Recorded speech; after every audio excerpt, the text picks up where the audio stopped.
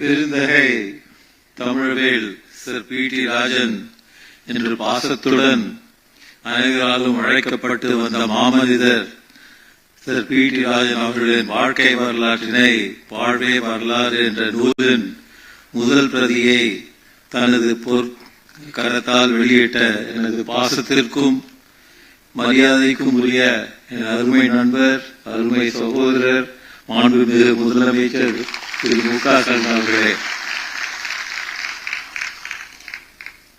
எனது இனிய நண்பர் டாக்டர் பழனிவேல் தியாகராஜன் மாண்புமிகு அமைச்சர் அவர்களே,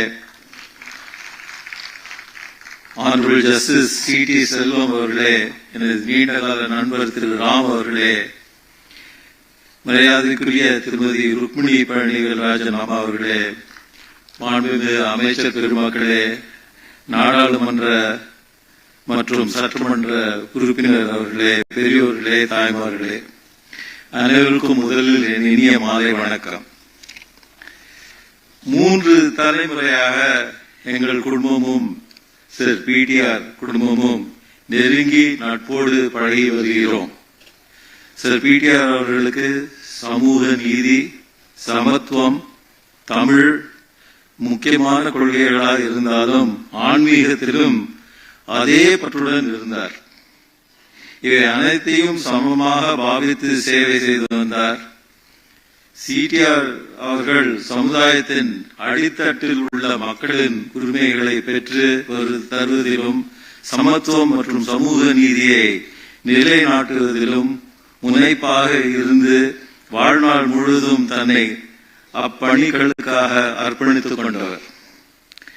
இன்றைக்கு தமிழ்நாடு இந்த சிறப்பான ஒரு நிலையில் இருக்கின்றது, முதலிடத்தில் இருக்கின்றது என்றால் இதுக்கு அடித்தளமே இந்த சமூக நீதியும் சமத்துவமும் தான்.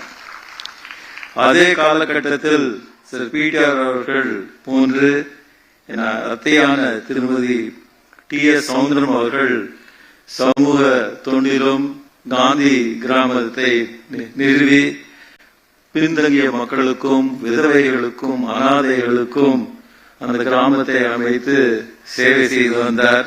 அந்த காலத்திலிருந்தே எங்கள் குடும்பத்திற்கு நட்பும் நல்லுறவும் இருக்கின்றது.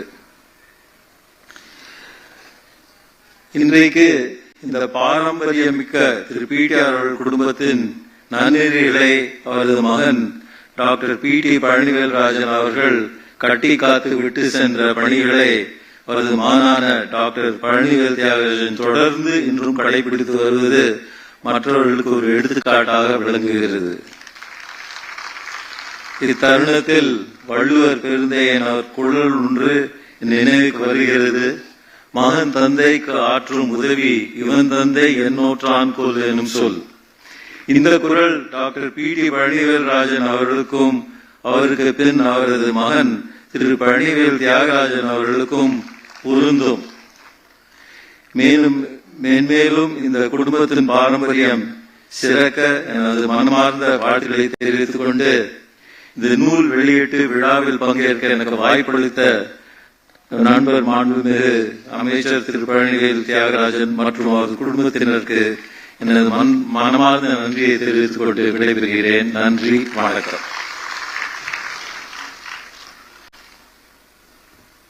வாழ்த்துறை வழங்கிய திரு சீனிவாசன் அவர்களுக்கு நன்றி. இப்போது நூலின் முதல் பிரதியை பெற்றுக்கொண்ட மாண்புமிகு சென்னை உயர்நீதிமன்ற மேலாள் நீதியரசர் திரு சி.டி. செல்வம் அவர்களை வாழ்த்துறை வழங்க அழைக்கிறோம்.